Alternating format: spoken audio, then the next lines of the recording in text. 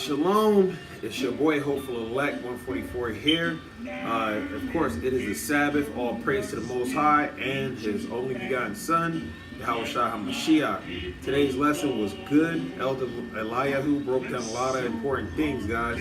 And a big thing is, man, people need to be content with what they have. You know, the Most High puts us in a certain position for a reason. Everything happens for a reason, guys. So be humble, be satisfied with what you have, because He does this for a reason.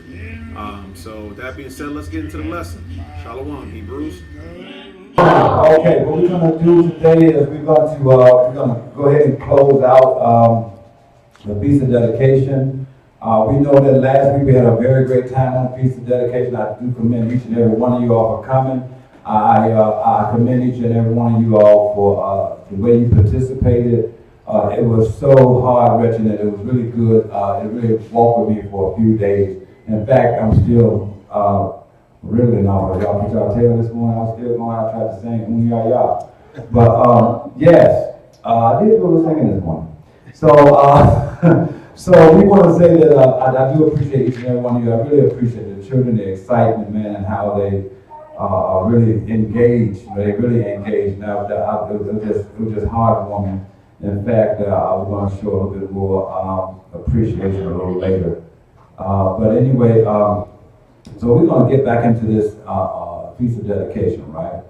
So, you know, we know that inside this Feast of Dedication, based on what we went through, a lesson from the last Shabbat, that, you know, we were talking about they're going to be dedicating the temple, you know, where the Jews came down through there and they took care of business and got it rededicated. So now what we're going to do is we're going to go over into, that was the Old Testament, but that actually came out the Apocrypha. So now what we're going to do is we're going to do some things differently today. We're going to go into the New Testament. And what we're going to do in the New Testament is we're going to take that New Testament, we're going to tie that right back in. How many of y'all know that the Old Testament is a shadow type of the New Testament? Y'all do know that, right? How that ties in. So what we're doing in the New Testament, we're going to be dealing with that temple we learned about when we started, when we did the lesson on the tabernacle. Remember how we did the tabernacle, the physical tabernacle? Then we came back, we tied ourselves into the tabernacle. That's the one we're going to deal with today. Because a lot of Israel is going to have fun. They're going to go down, they're going to light the candle every day. They're supposed to light the candle. They're going to be on target. They're going to eat. They're going to feast out. But are they going to dedicate that temple? That temple needs to be dedicated back. I mean, from myself down to Shabbat, you know what I mean? I think I'm the oldest one here. Am I? Okay, brother back there told me I wasn't the oldest. But I'm on his heels. He better not stumble because I'm gonna catch him. All right. So we're gonna definitely try to go down through there. And I just want you guys to be attentive and look at look at what we were talking about. Let me say this too. This lesson that we're gonna go through today, you're not gonna hear this lesson all the time online, especially coming from an Israelite standpoint. Okay. You're going to hear a lot of other things. You're not going to hear it this way. And we got to understand that the word, that I definitely, I don't want to put anything from me in this. I want this to come straight from the word, brothers, okay? We want to stick with the word, all right? We want this to come straight from the word, because it's important that we receive it from the word and understand it's coming from a power greater than ourselves, okay? Everybody with me? Everybody there? Shalom, Brother Robert. How are you doing today? Shalom, brother. Good. Okay. So we're going to start this thing off, Brother Aaron. We're going to start it off with 1 Corinthians. We're going to start off 1 Corinthians. We're going to start off 1 Corinthians 3, 16 and 17. 1 Corinthians 3, 16 and 17. 1 Corinthians chapter 3, verse 16. Yes. Know ye not that ye are the temple of Yahuwah? Don't you know that you're the temple? You are the temple. You're the temple. What? And that the spirit of Elohim dwelleth in you. And the Ruach dwell in you. We got to understand that. Read. If any man defiles the temple of the Most High, Wow. him shall Yahuwah destroy. Okay. For the temple of the Most High is holy, which temple ye are. I had this brother, right, that was so focused on finding out who the Edomites was and who all these other people was in the Bible and a lot of other things. He was so keen on it that he just locked into it. I know some other brothers that get into a lot of different things that may be listening to us now, I don't know. But the whole key is that we don't want to get so far into doctrine that we forget about ourselves. Y'all know what I mean? Everybody understand what I'm saying? We gotta focus on ourselves because we're gonna go down through here, we're gonna find out some things. Brother Kelly. Wait a minute, but the question did come about. It says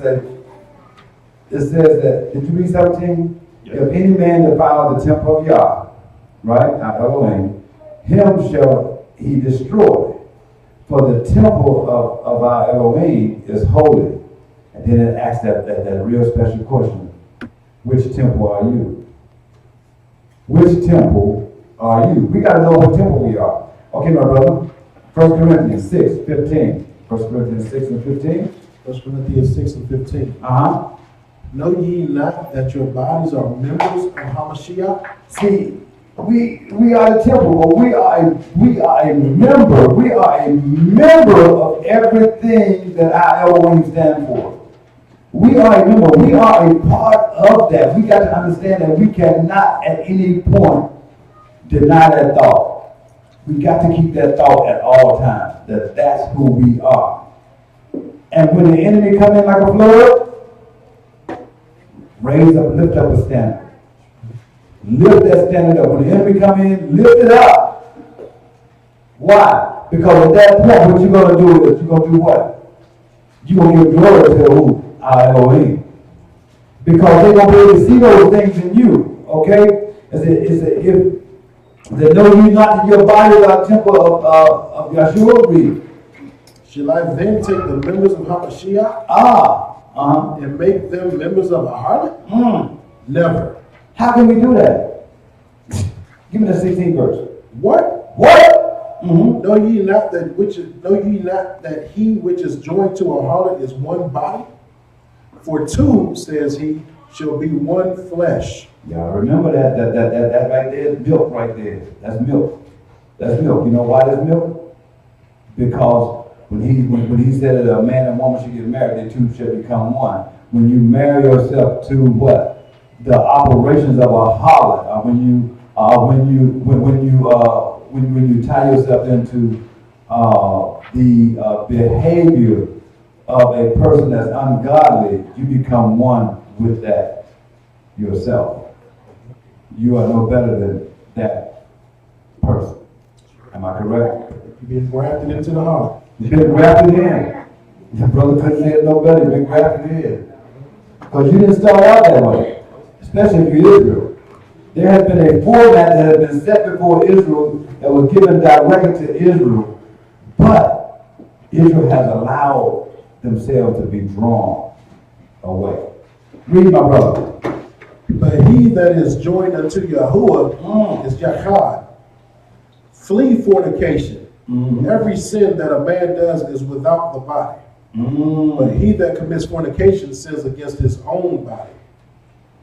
How many types of fornication? There's a physical fornication and there is a spiritual fornication. We all know what fornication is, so we're not going to go down that road. But we know what a spiritual fornication is. We all know that too. We've been down that road before also. So a spiritual fornication is when we put anything before our Elohim, before our Godhead. Our Godhead should always be first. That's why the very first thing he said in his commandments, don't put no other God before me. Because you belong to him. When we go outside him, we fornicate against him. That's on a different level than, than what normal, I would say normal, but conventional people teach. But that's another level right there. We gotta be able to raise to that next level. Okay? Brother Reggie, can I get Proverbs 28:13? Proverbs 28:13. Bring James Earl Jones with you.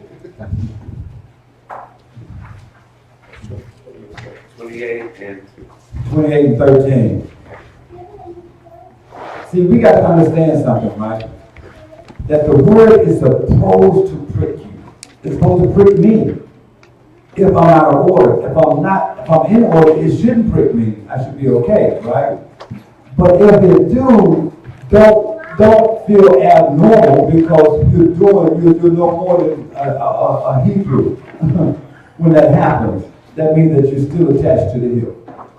That means that there's still, but there's no reprobate in process. That means you haven't gotten that bad and you're not reprobate because you're being pricked. Yes. Brother Rich, you ready? Ready. Uh-huh. Proverbs 28:13. And read. He that covereth his sin shall not prosper. You see that?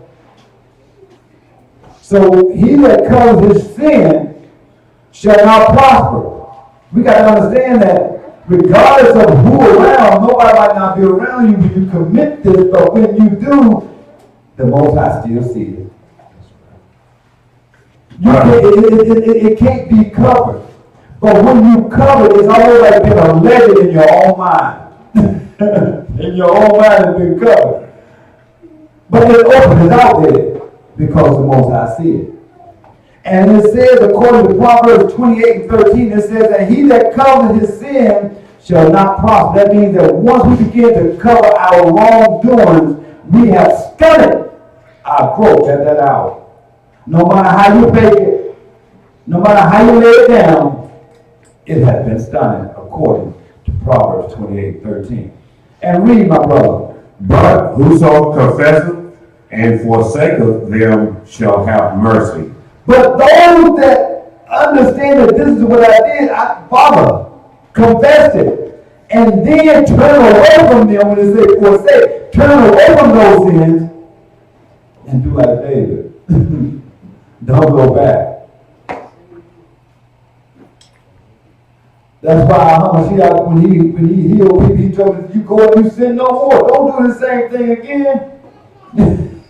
Go, but don't do it. 1 Corinthians, we back at Brother Kevin. 1 Corinthians 6:19. Mark 11:13. 1 Corinthians 1 Corinthians 6:19. 1 Corinthians 6:19. What?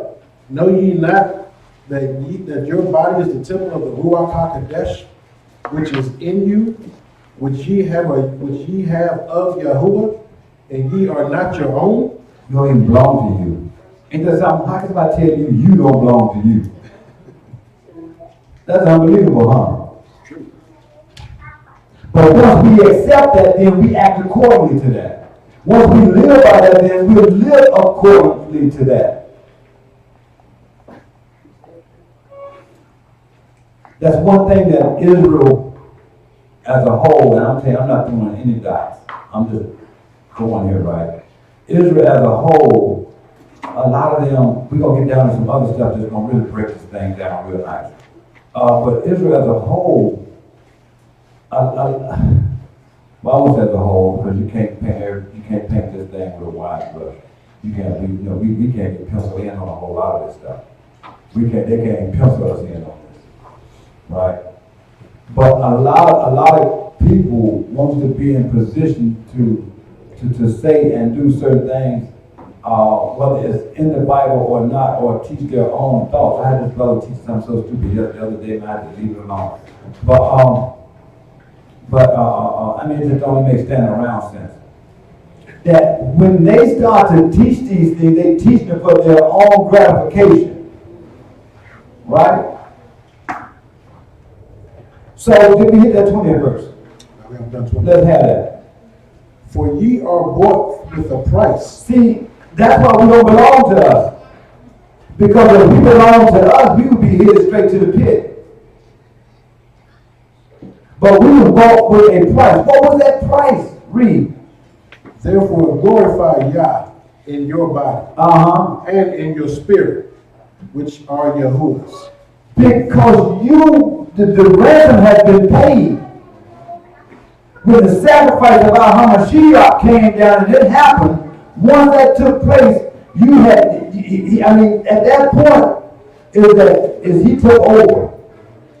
And he gave you the opportunity to have life. So with that life, right, once that life takes place, now he gave you something that you didn't have. He gave you something that belonged to him. We are his inheritance. We are Yes. his inheritance. And the sooner we accept that, the better it is. The sooner we walk in that direction, what? The better it is. I guess the other way to look at it is, we want to call him our Savior, our Elohim. Well, it goes both ways. Somebody said they had a personal savior before. This is my personal savior. Oh, so you gonna tell me the most high I'm gonna know about with you? I have a personal savior. I got a personal relationship with him. So he gave you a whole new covenant. He didn't give nobody that covenant but you, right? So you can do it where you want. It's stuff that you and him have set up that nobody knew about. He came and knocked on the door, walked in your bedroom and well, look, let's get this covenant together. No, that's not the way that happened is. It's not personal. It's a reality. That goes along with that. Your truth and my truth statements. And that's not your truth and my truth. Somebody lying when it comes down to your truth and my truth. Somebody lying. The truth. That's it. That's it. Now you don't know. It's the truth. Okay, my brother. Brother Darren, give us Mark 13. Mark 11, 13, Mark 14. Mark 11:13. And seeing a fig tree afar off. Now think about this, right? You get ready to give a parable. A lot of people don't understand this parable. A lot of people fight this parable. They go, why do you read about a fig tree? And we talking about the dedication. Right? Why did the fig tree come up? Let's go down the road over there. And seeing a fig tree afar off, having leaves. And seeing, we talking about Hamashiach, saw this fig tree. And this fig tree was afar off. And when we saw this fig tree had leaves from afar off. From afar off, he saw the leaves, brother. Read. He came, if happily he might find anything thereon. He approached this tree, it had leaves. He approached this tree, and as he approached this tree, he think he might find something on that tree other than the leaves, which was fruit. And what? And when he came to it, he found nothing but leaves. He found nothing but leaves. For the time of figs was not yet. You know what? From afar off, you see a lot of Israel running around with their fringes on. You can see them with their heads wrapped. You can see them not showing no skin. You can see all that from afar off. Oh, they so holy. And you can see other people too, right? But the whole thing is that once you get there, if it hadn't been no work done on the inside, there's no fruit there. It appears to be fruit, it's green, it got leaves, but there's no figs. You see that? You see that? Because it takes more than that. If that's all it took, we could get together, grab some money together, we could go buy everybody fringes, and we'd be straight. Head to the kingdom. Straight up. Gone. But that's not the way it worked. So he saw it all. It appeared to have fruit. But when he examined that tree, how do y'all know how do y'all know that our Hamashiach can go examine us? We won't be examined. He examined the tree. He's showing you right now, examine you too. If I find you not to have, people say, what if they happen to the guy that showed up with the wrong raiment on? And he told us, bind him and cast him. His first. It's the same thing his brother had in fruit. He found that tree to be fruitless. And give me that 14th verse. And Hamashiach answered and said unto it, No man eat fruit of thee hereafter forever. And his disciples heard it. So when you examine about him, we can look like it all day long. We can get on the internet, we can get on YouTube, we can get on Yahoo, we can get on GoDaddy, we can get on all that good stuff. But and we can take the book and teach a very good lesson, but if it's not in you, when he examines you, you just teaching lessons. And at the end of the day, when he do examine you, what he's going to say to you is that cast him in that pit. When he casts in that pit, then what? No man will eat of you anymore. It's done. Can't you die and get away with it? He's going to wake you up. If you die, he's going to wake you right back up. You die looking like a little light. What was inside there? Yeah, that's a great parable because just like, Israel, in various parts of the word, he uses parables, standing words, and things of that nature. So just like we know that when he talks about sheep, he's talking about Israel. He talks about fig trees as well. A fig tree is Israel. Yes. So again, we're seeing how something physical also has a spiritual connotation. And a lot of times people jump out of the fig tree and keep it moving, not even considering that he's talking about Israel. But guess what? He saw this fig tree on his way to the temple. Where was he headed? Where was he headed when he saw that fig tree? Was he on his way to the temple? Before we go to the temple, let's Brother Reggie, let's get Titus 2. Give me Titus 2 and give me Titus 2 and 11. Titus 2 and 11. Who just read that? You did? Hold tight right there. Because we're going to come back to you, okay? Titus 2. Titus 2. And 11. Yes, sir. For the grace of God that bringeth salvation hath appeared to all men. He gave his laws and his statutes and commandments to all Israel. And even gave some to some of the strangers within the camp. And what? Teaching us that, What? denying ungodliness and worldly lust, we should live soberly, righteously, and godly in the present world. Now listen. A lot of ignorance is so petty that they see the word soberly, and the first thing they want to do is think about somebody walking around here a drunkard. He tilted the bottle off. Well, hey, God should know wine. That's not what he's talking about. In a sense, yes. You can't just be belligerently drunk hanging around. Yeah, you don't have no control. But in this case, let's look at this again. Right? How about being drunk with ungodliness or worldly lust? That's worse than drinking out of a bottle. That's worse than drinking out of a bottle. I can be so drunk on what's going on inside this world, and so into what's going on in this world, that I am drunken with this word behavior that I can't tie myself in. I'm drunk. Did that make sense? I have a lust for what's going on in this world. I have a lust for what this heathen is talking. I have a lust for what this ungodly man is trying to teach me in the process of me getting my salvation. And listen, didn't he tell you they're going to appear as a light? Didn't he tell you that no man deceive you? He wasn't talking about the ones in the street, he was talking about the ones in the building. And they're going to come, they're going to show up like they They might walk in carrying them more.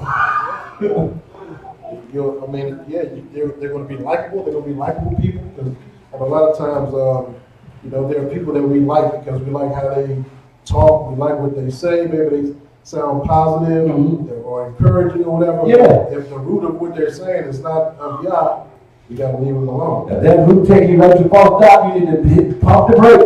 Right. Regardless of how much we like them. Regardless. Because they based on life. Because I'm going to tell you, once we hit if somebody hit the pit, they're going to forget where life.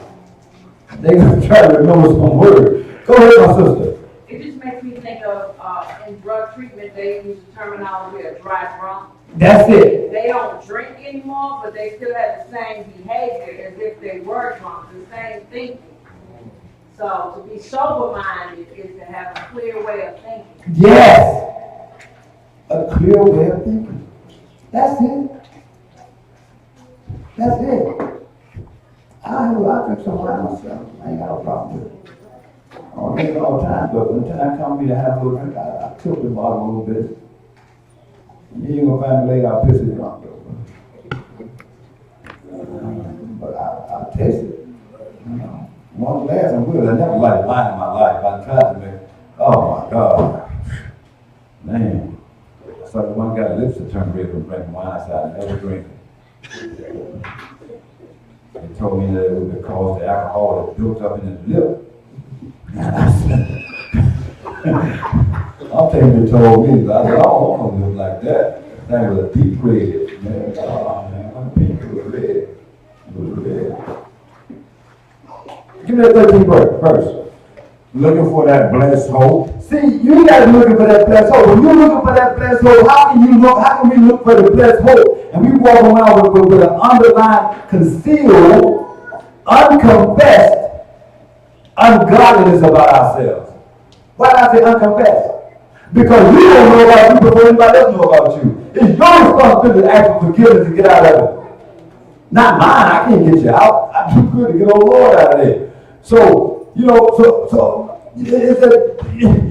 looking for that blessed hope and what? And the glorious appearing of the great Elohim and our Savior Yahushua. Now listen, how can a person looking for the hope of the return of our Redeemer and he's not even spiritually prepared?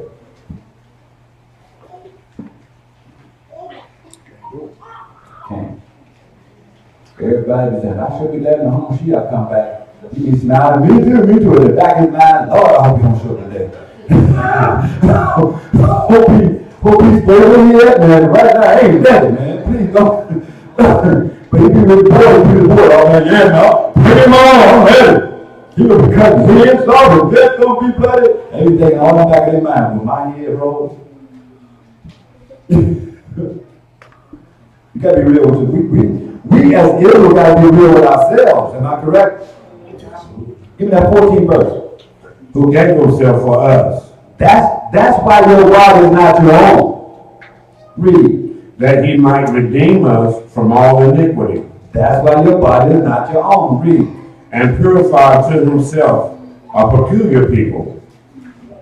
Read. Zealous of good works. So therefore, by using the if and then method, right? If we're being drunken with ungodliness, and he say, be a peculiar people, and we are drunken with worldly lust, and he say he's gonna make you a peculiar people, that means you're gonna be a person as a peculiar people. You're gonna be a people of godliness, and how would we say this? Heavenly. I don't like the word love. But if you're going to really yearn for something, let it be something of the kingdom. You know what I mean? There's not a pair of shoes out there, car out there, horse out there, woman out there. I can't think of anything else. Car out there, what else you want there? House out there, apartment out there.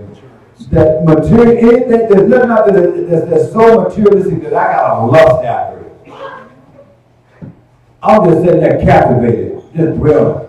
I'm thinking about it. What's wrong with him? So We got to understand that, right?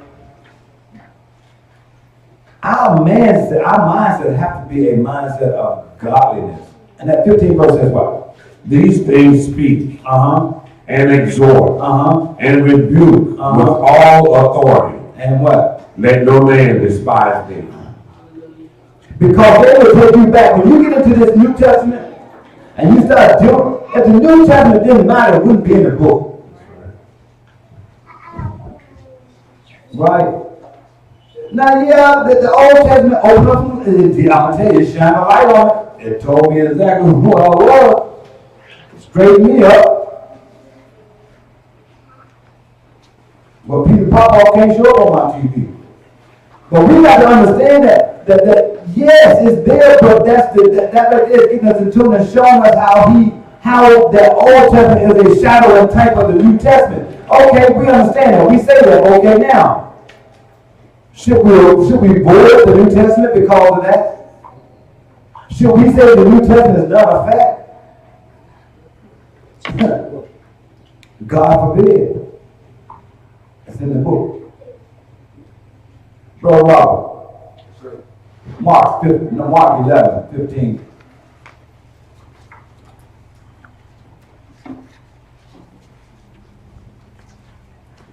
John 10:1. Mark 11:15. Mark 11:15. And they come to Jerusalem, and Yahshua went into the temple. Now remember, check this out. This was right as he ran into the tree. He saw the fig tree first, right? This right as he ran to the fig tree. Read. And began to cast out them that sold and bought in the temple, and overthrew the tables of the money changers, and the seats of them that sold doves. Now he shook up that temple, the one that was made by hands. Right? That we can see how to shake up the temple, our spiritual temple, that what? Belongs to him. Sometimes you gotta shake it up. Sometimes you gotta shake you up. You don't need to shake somebody else up. Shake you up.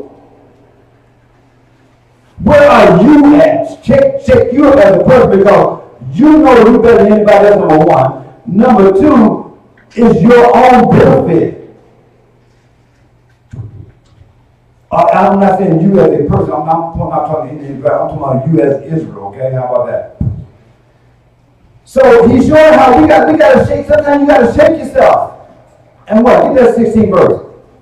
And would not suffer that any man should carry a vessel through the temple. We shouldn't carry anything, right, that could possibly be against our covenant that we have with our Hamashiach.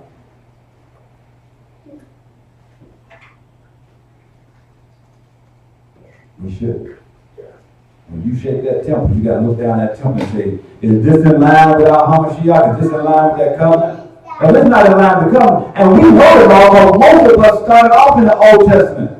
A lot of us love the Old Testament. But when you know it, it's one thing, you know it. It's like somebody cooking a nice big turkey. Get one of those nice deep fried turkey from Brother Charles and just sit there and look at the turkey.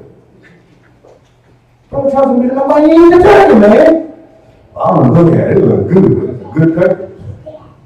But you know, a few times you're not consuming it. You find out the truth, and you find out the law, you find out the statutes, you find out the commandments, you find out what's within the covenant, but you just want to look at it. Sister back in the back, you have something going on?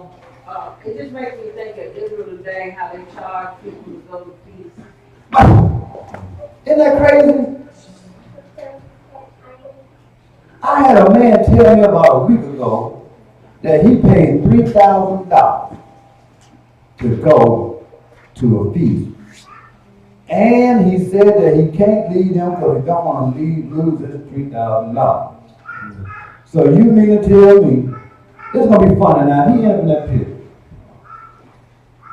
Yahshua should walk over to that pit and throw $3,000 in there. This right here got you in there. Keep it. Hold on to it. I won't let it burn either. Because how can you let $3,000 change your life on a spiritual realm? How can you? I don't see it. I'm not that hungry. Listen, I'll be out there, what do you call that? Pillaging when you go down through the woods and grab and find food? I'll be out there pillaging.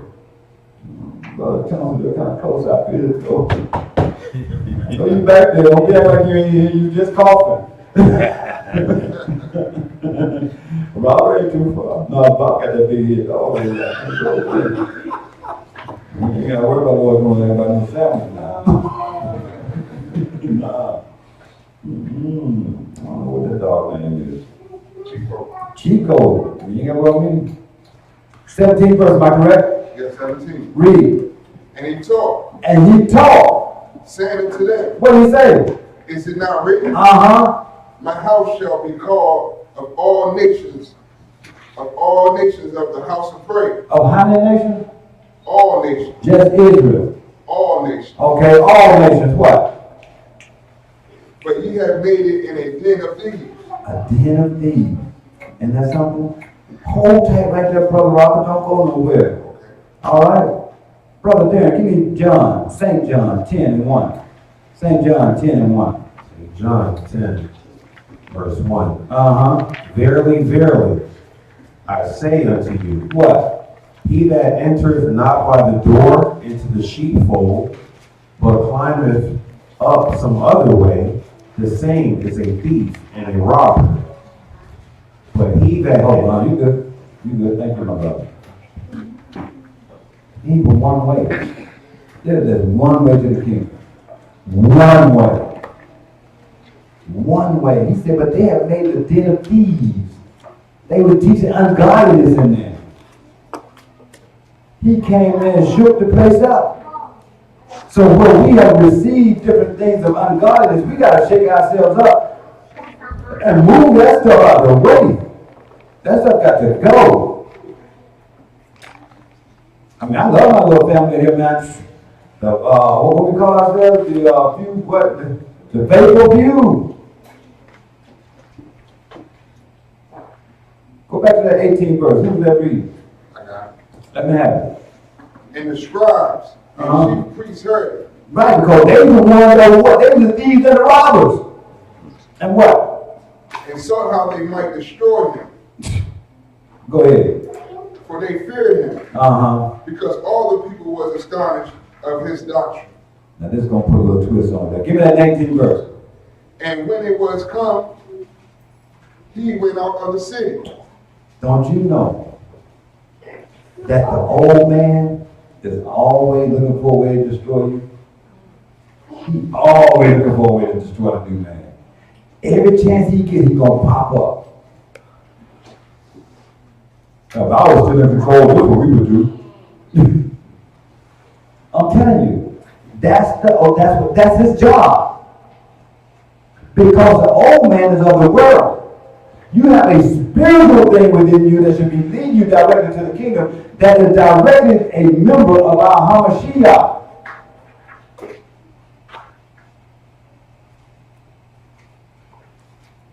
And listen, you got to think about it. Our Hamashiach was the new guy on the block. Right? He was the new guy on the block. To them. When he walked in there, they didn't know him. They used to thieves inside the sanctuary. Buying and selling and everything else in there. Teaching false doctrine and all that good stuff. But the new guy came in.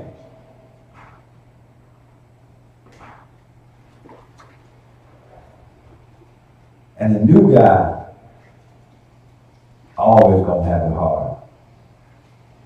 Especially if you come in with a different doctrine. If you come in with those things which are right and true that make people look at exactly what's going on within the, and they gotta line up, he gonna have it hard. Why is he gonna have it hard? Because every Pharisee, every scribe, every old man that should have made a transition is going to rise up against the truth. And then in that 20th verse it says what? 20th verse. Yes. And in the morning, And in the morning, as they passed by, uh-huh. they saw the fig tree dried up from the roots. This fig tree dried, it was cursed because it didn't bear fruit. That sanctuary that he went in and tore apart was torn apart and rejected because it bared no fruit. We as a temple should bear a fruit, and that fruit shouldn't be a fruit of ungodliness. Change is hard, but it's beneficial. Philippians 4 and 6. Philippians 4 and 6. It's not going to be long. We're going to be out of here in a minute. But we're going to go straight to it. We're going to get off of it and go do something different. Philippians 4 and 6. Philippians 4, verse 6. Be careful for nothing, but in everything by prayer and supplication with thanksgiving. It says, be careful for nothing. What do you mean by be careful for nothing? Huh? Don't be anxious. Don't be worried about anything. Why are we worried? Do you know, I'm going to tell you, I like testifying. But I'm going to look at the clock. But the Most High is beautiful. I'm telling you, boy, I'm sold out. He has shown me some stuff. I'm telling you, he has shown me some stuff. But it said, be careful for nothing. Who got that? Read. But in everything by prayer and supplication with thanksgiving, let your requests be made known unto our Elohim. The things that you need, he said that if he take care of the lilies of the field, why would he take care of you? You are a higher being than that, right? And it's first of all, we got to stop trying to get around him. Ain't no way around him. There's no way around our Hamashiach. There's no way around it. Just said any other way to the kingdom is a what? Thief and a robber, am I correct? So now, when we see guidance, we got to pray about a lot of stuff because some things that look good is not good. A lot of things that look good is not good. And when you anxious for something, you can be anxious to get that car. You know they grab that car and you gone with it. You ain't prayed about one thing about it. Most High say, no, that ain't the one I want you to have. You get it anyway. Now you got a lemon. Got to fix it. House turned to the side. Just start moving on its own. You ain't pray about it. But when you do, you see the benefits of praying about it. Right? I had a brother told me about how he was praying about it. Brother seemed to me, brother seemed like he happy with it. That's because he prayed about it. We should seek his guidance on the smallest little decisions. Because no man can say what he's going to do tomorrow. If it's Yah's will, if it's the will of our Hamashiach, I'm going to come over there and hang out with you tomorrow. Nah, I'll be over there tomorrow, bro. You might not make it home. The smallest decisions. Give me that 7th verse. And the peace of the Most High, which passeth all understanding. And the peace passes all understanding. Wow, read. Shall keep your hearts and minds through our Mashiach. You're going to be well kept. When you deal with the Most High, when you do that prayer and you praying through our Hamashiach, man, you're going to be well kept because you're seeking good counsel. The best counsel you could ever possibly get is coming right down through there. But a lot of times we want to go get Joe Jr.'s thoughts about it before we go do something. We got to find out what Mary Jane got to say about it because what Joe Jr. think, what Mary Jane think, it means a lot to us. Makes me, I'm doing here, man. I talk to Joe Jr., man. That's a nice thing to do. You don't know what his incentives are. Bible says, trust no man. Not one. That's what it said. We're still seeking the approval of man, and whether they be pastors or whatever the case, instead of looking at You know, the Most High, what He says. You gotta be locked in. You gotta be sold out. You know, you gotta be sold out. You gotta be. It's not a tough charge. It's a very easy charge. Just think about it. How tough it looked like it would be when we first realized we was Israel. It's like, man, how can I keep all these laws? But now look at, hey man, it's easy. It's fun. Everything is good. I just live a normal life. I don't do what you do. You know what I mean? That's it. Keep it moving, right? Look at this. See people buying and selling on Saturday. You like, okay. Yo, you cooking hot food? Alright. For me and my house. We gonna serve the Lord. Give me the A verse. Finally, who? Brethren, family, brethren, what? Whatsoever things are true, Whatsoever things are true, whatsoever things are honest, whatsoever things are honest, whatsoever things are just, whatsoever things that are just, whatsoever things are pure, whatsoever things are pure, whatsoever things are lovely, whatsoever things are lovely. A lot of guys don't want to hear that word lovely. They don't want to say something that's lovely. They think it make them seem like they're a little feminine to say something lovely. But I've seen a few lovely things. Read. whatsoever things are of good report. Whatsoever things are of a good report. Who do you think the report going to? Yeah, it's not going to Terry. It's not going over there to Jimmy Mac. You know? Read. If there be any virtue, If there be any virtue, he said, what are those things that are of a good report? If there be any virtue, what? and if there be any praise, If there be any praise, any virtue, what? think on these things. Consider this. Read. Those things which ye have both learned Those things which ye have both learned, and received, because some things you got to spit the bone out and eat the meat. And received what? and heard, And heard.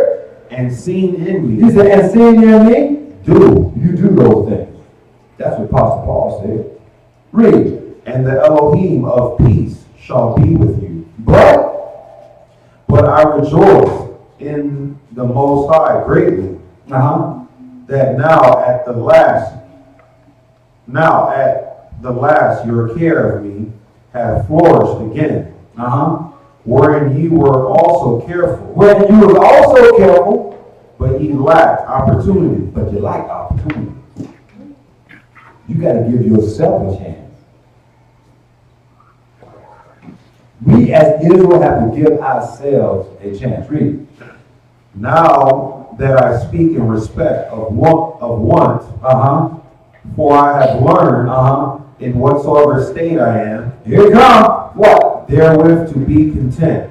However you find yourself, don't think the Most High don't know you did. If you ain't prayed your way through it, if you ain't asked of his guidance, either way you need to be content. Don't seek the world for what you need, because he has it. Even when you seek the world, he has more say so about what you need to achieve inside this world. In most cases, it's going to get even harder for you. Right? But however you find yourself, be content. Because the Most High do things for certain reasons. Sometimes he feel like, I got to hold Lord down right here. This month, I got to hold him down. Lord getting a little bit shaky on me now. I got to hold him down. Then Lord realized that Lord getting a little shaky. And Lord put up his bootstraps to get straight. Then he let Lord go. Okay, now go back. You see, you feel me? I don't want to use the word feel me. But you understand what this word what we're talking about here, right? Brother Reggie, Galatians 5. Galatians 5. We're going to start at that 19th verse.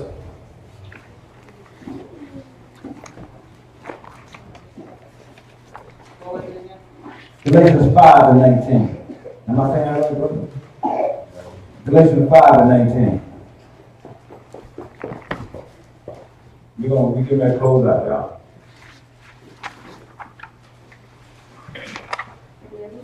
Good time, I don't think we're gonna have to do guys this early. This is 5, 19, 19, out at 19. you holding on to that, brother? Galatians 5 and 19. Uh-huh.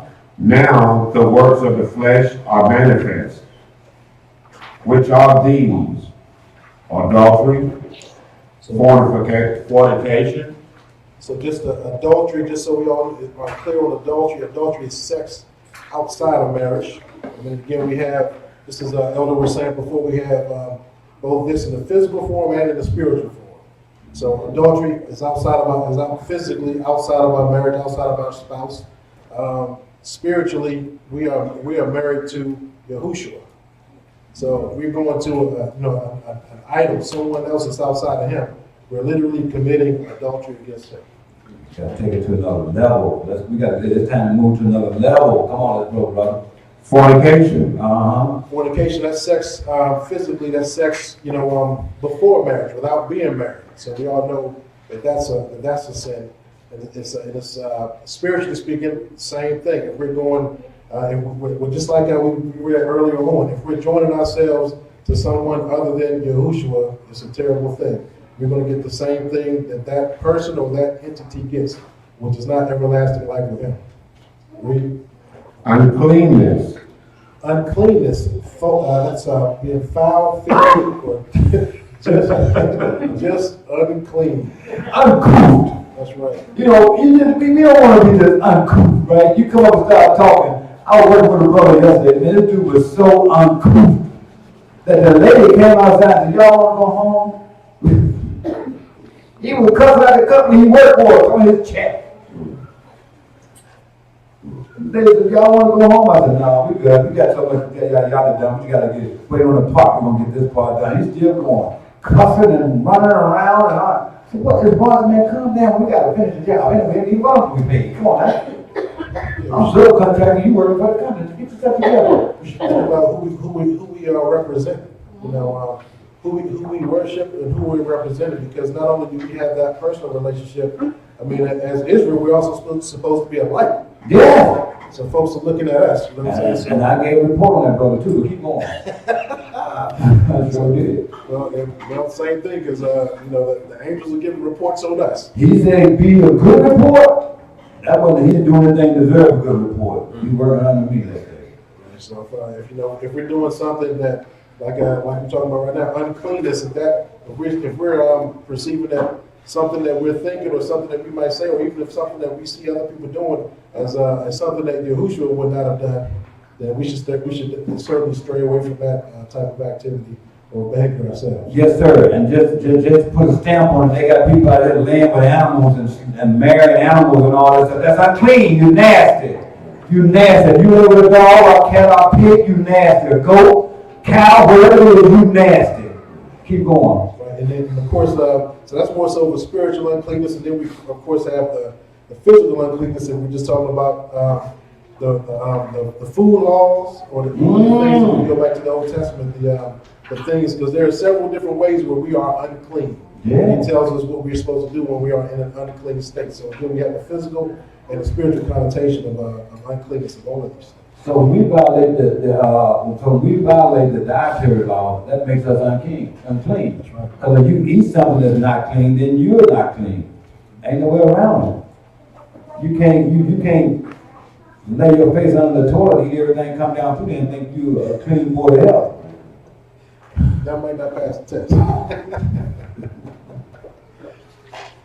Read. Lasciviousness. All right, lasciviousness, sexually out of control, no standard. Some other examples are like, homosexuals or people that are just being lustful. And again, just like the elder was saying, animals and dogs and stuff like that. That are just, They got that. The heathen gonna find a way for you to be unclean. They gonna do their best to find a way to make sure that happens. Read. Idolatry. Idolatry. Idolatry, again, when we're stepping outside of worshiping the Most High Yahushua.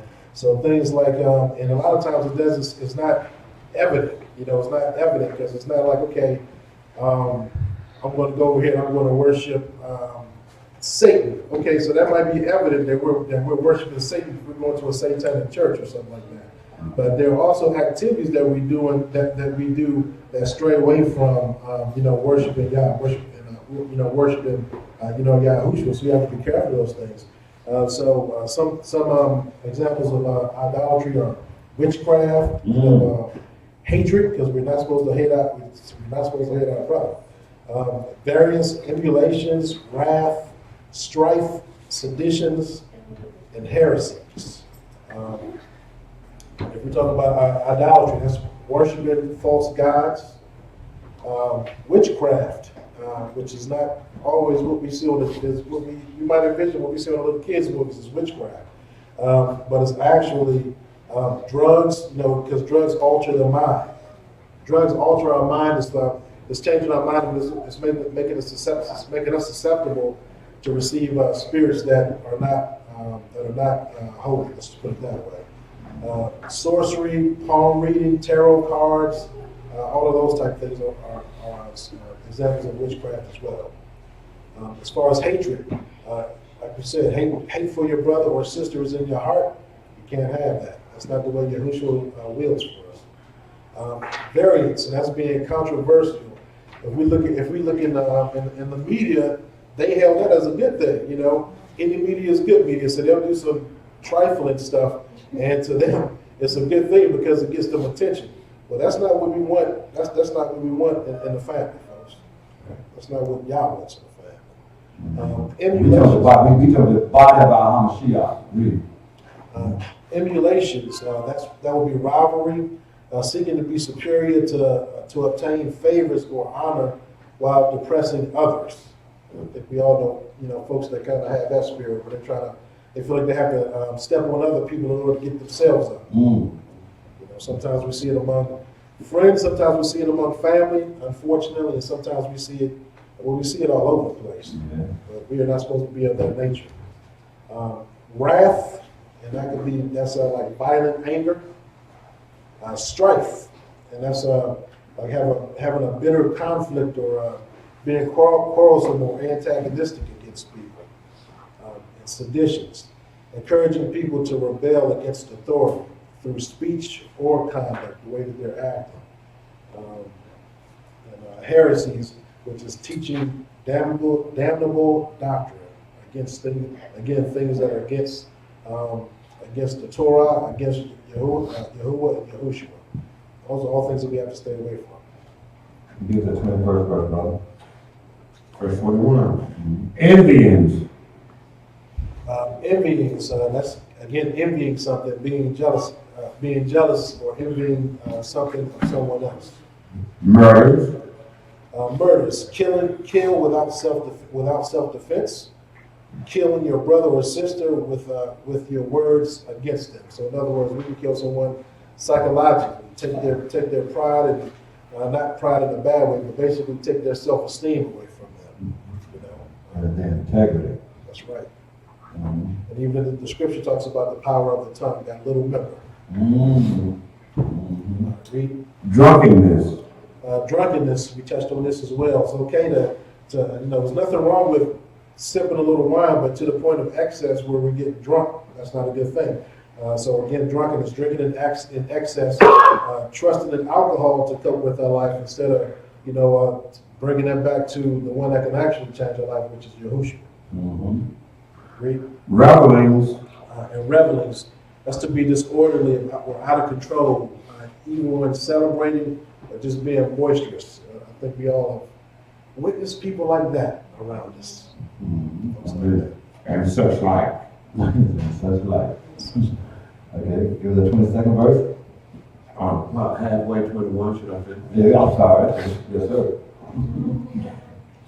Of the which I tell you before, as I have also told you in the time past, that they which do such things shall not inherit the kingdom of God. That's why we gotta shake it up. That's why we gotta shake ourselves up, because if you don't know what those things are that you have to deal with in order to get into the kingdom, then what? You can't get there. Right? Because it's fine to know the law, but if you don't know what the law consists of or what's those underlying issues you gotta deal with, you can't make it. It can happen tomorrow. It can happen in 30 days. Oh, we don't know. But we know that whenever it happens, we need to be prepared for it. Good, brother. But the fruit of the Spirit is love, joy, peace, long suffering. Long suffering. You gotta suffer with people sometimes. Everybody's not gonna be just right for you. Every Israelite you come in contact with is not gonna be just right for you. But you gotta suffer with people until your relationship get better. But don't you be the one that be holding out. You still show love, joy, peace. Keep going, brother. Long suffering. Gentleness. You gotta be a little gentle. Your words can't be like they come out like they come out of a line every time. We know you're Judah, but you can't just do that. You gotta have a little bit of caress. Like I was saying, like the guy the other day, he cussed them folk out. But you can't be like that. And what? Goodness. Faith. You gotta have goodness about yourself. We gotta have goodness about ourselves. And most of all, we gotta have faith in our Hamashiach as we do these things that what? That we do get the ultimate reward. All right, brother. Meekness. Meekness. A lot of guys don't want to be meek, but meekness is there. Go ahead, brother. Sorry. Keep going. Temperance. Against such there is no law. And so, just to reiterate all these things, remember, Yahushua, as well as the disciples, they're not teaching anything new. They're returning us back to the ways of our fathers, and back to the way that Yahuwah taught us originally. When Yahushua, before he came down, taught us originally. He's reteaching us or reestablishing. He's not changing. A lot of people think that the New Testament is something that's brand new. It's not brand new, and he even says that himself. He even says that himself. But also, when we think about the fruits of the Spirit, remember, the Holy Spirit is Yahuwah's Spirit that's within us. So we can actually look at all of these different traits and look at the way that he's been dealing with us. And we can see these very same things. Go ahead, brother. Talk about it. We're supposed to be the image of him. So these exact same things are things that we should exemplify ourselves or at least be working toward it. And look at this right here. What did 23 end with? Against such things there is no law. Why? Why is there no law against the fruit of the Spirit? You ain't doing it wrong. There's no punishment for this. You're in order. So there's no law. But you notice there was law against all those other things we read. Everything that the brother broke down before he got to that point. I'm talking about the fruit of the Spirit. Everything he talked about before he got there was a law against it.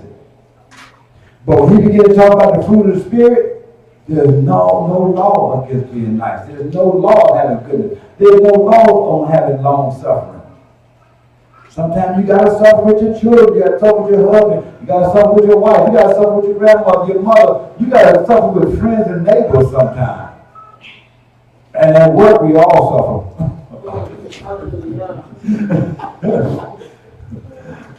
Keep going, my brother.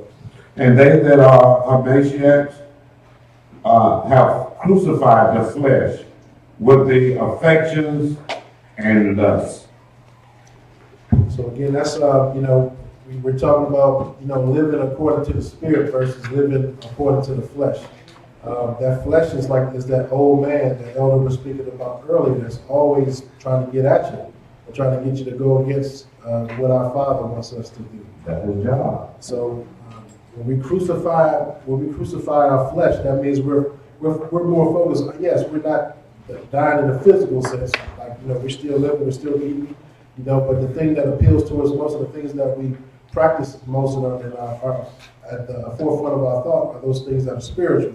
And that's how we're trying to conduct our lives. Question. The old man, everybody think about the old man or the old woman, right? Just think about the old man or old woman for a minute. Everybody thought about him? Can y'all see him? Who was their father? Who was the father of the old man and the old woman that we do? Yeah. Yahushua told the Pharisees that they were doing like their father. You got it. So we definitely don't want to, get a baby daddy day going on. We can't go on Jerry Springer with this thing. This thing gonna have a little bit more tighter than that. It's gonna be a little more tighter than that, right? Okay, so it says what you at 25? 25. Read that 24th verse one more time. We won't stop you. Keep going. The 24th verse. And they that are Christ have crucified the flesh with the affections and lusts. If we live in the Spirit, let us also walk in the Spirit. Let us not be desirous of vain glory, provoking one another, envying one another. That's good right there, brother. Stop right there. Stop right there. We're going to close that. So we think about, it says, let us not be desirous of vain glory. We don't need to be glorified. I don't need to be lifted up above anybody else. If I can just live and have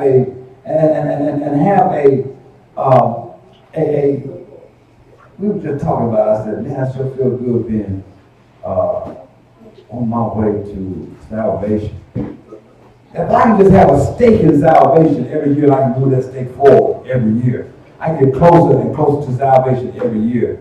I'm good. And remember when the Babylonians went to go build the Tower of Babel, the first thing they said is, let us go make a name for ourselves. Anything you want to say, brother?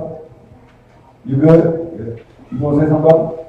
I'm good. You good? You good, brother? Brother Johnson, you good? Brother Eric, you all right? Somebody got the finger up. Sister Lisa, how are you? I'm fine. I think about the old man was so full of guilt.